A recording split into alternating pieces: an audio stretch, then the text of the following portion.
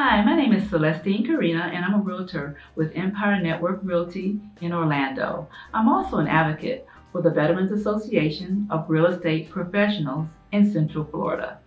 What we do is we assist veterans and their families with all aspects of acquiring affordable housing, and we provide them with education and financial information. In real estate, the selling, buying, and investing process can be very intimidating. We want to help our clients reach their goals. So today, we've accumulated tons of questions that people have sent to us from all over Central Florida. Today, we're going to talk about the real deal in real estate. And the topics we're going to talk about today are pre-qualifying for a loan, credit, income, and all the other questions that people have for us. Today, I'm really happy and excited because I have an expert here that's going to help to answer some of the questions that we have.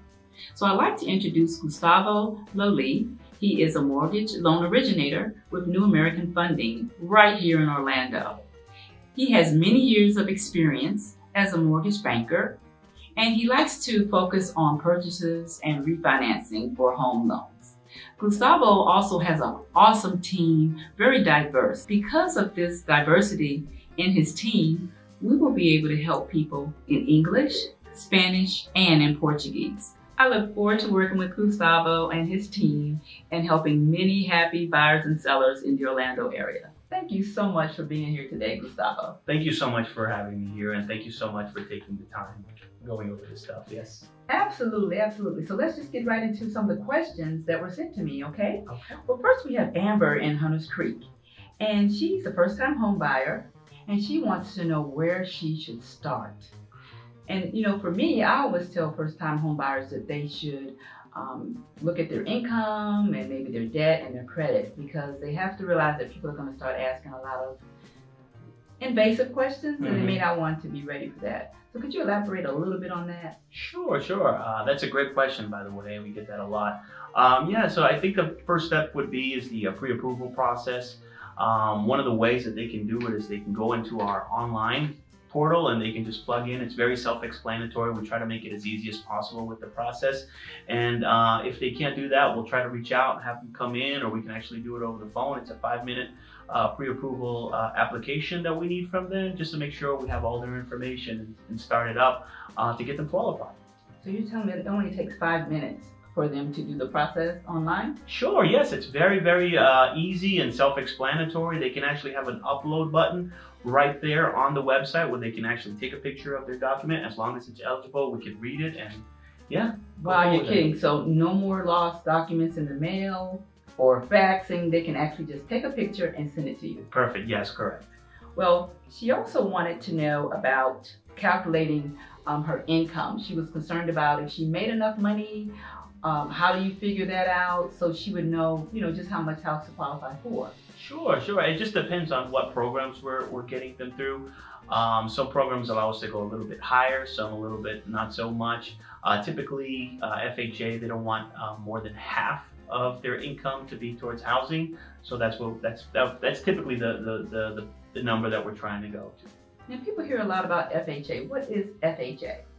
Federal Housing Administration. It's a federally insured program. It's insured by the federal government. So guidelines are a little bit more tougher, but they're also lenient with their down-term terms and rates and all that good stuff. Oh, awesome. So is that anybody can qualify for that type of loan? If they're a first-time home buyer, most likely, yes. Okay. All right. Great. One other question she had was about the debt ratio. She says that her debt ratio should be okay, but she's not sure about that because she just paid down some credit cards, and she wants to know how to calculate a debt ratio and how to figure that part out too. I think the best thing that she should do is get in contact with one of the specialists such as us. It takes, like I said, only a few minutes. If they can send in their documents in, we can actually review it, calculate it for her, and actually give her the best terms and programs that we can offer. Oh, that's awesome. So as far as a minimum credit score, she was saying that her credit score was somewhere around a 600, but she also was saying that she had a lot of money to put down. So does it matter about your credit score if you have a lot of money to put down? So typically FHA wants a minimum 580. Obviously, there's other programs that we can do actually with the lower FICO that we do offer. One of the things that we do offer here at New American Funding as well is a credit simulator. So when we pull credit, we actually go in through the simulator and we send out, it's free of charge, something we offer to all our customers is credit simulation, and we email them things that they can do in order for them to improve their score. So even though if they might not be ready today, we can actually put in the right directions. And as soon as they do them, we can just do a rapid rescore and get those points up immediately and get them pre-approved. So the next question is from Jose, and he's in Kissimmee. He said he just moved here from New York and he started a new position, but he's with the same company, and he was a builder assistant and now he's a construction manager.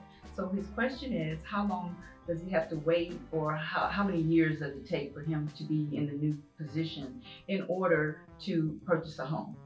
Good question. Yes, one of the things that we do look at is 2-year work history. If it's in the same line of field, we can actually consider that. Even with students, if they're actually going to school for a certain type of field and then they actually go into the field, we can actually count those 2 years or whatever years they were in school for as a work history. Wow. So he doesn't have to wait necessarily 2 years. It could be 1 year because it's in the same field. Correct. Well, and it's also the same company. Correct. Oh, so yes, he doesn't definitely. have to start over. Oh, yes. No, definitely. Oh, definitely. that's great. That's Yes. great. So great question, Jose. That's a good question. So the next question we have is from Christy, and she's in Orlando. She is self-employed, and she wants to know what documents she needs. Can she even purchase a home? How much money she needs down? Just speak a little bit about self-employed people who want to purchase a home and the documents that they need to have. Okay. Well, self-employed people, that typically we look at 2 years tax returns. They're 1099, and we calculate income that way. We also have to do a credit score.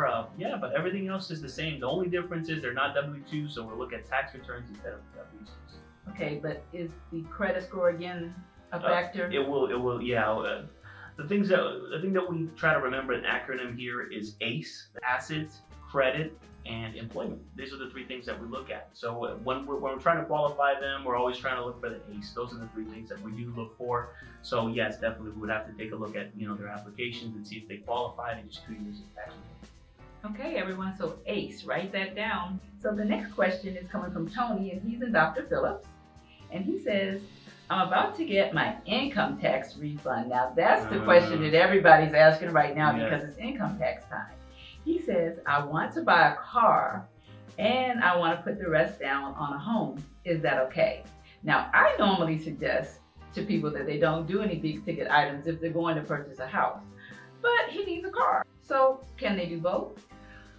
We encourage them the same thing, right? We don't want them using their credit score every time they're pulling credit, every time they're applying for something. Yes, it does, typically hurt a little bit with their credit. I mean, if that's something Tony really needs to do, he needs a car, obviously, I won't tell him otherwise. But yes, we do highly encourage them for the 30 years that we're doing the process to really not look at credit or pull credit. We're trying to get anything fine.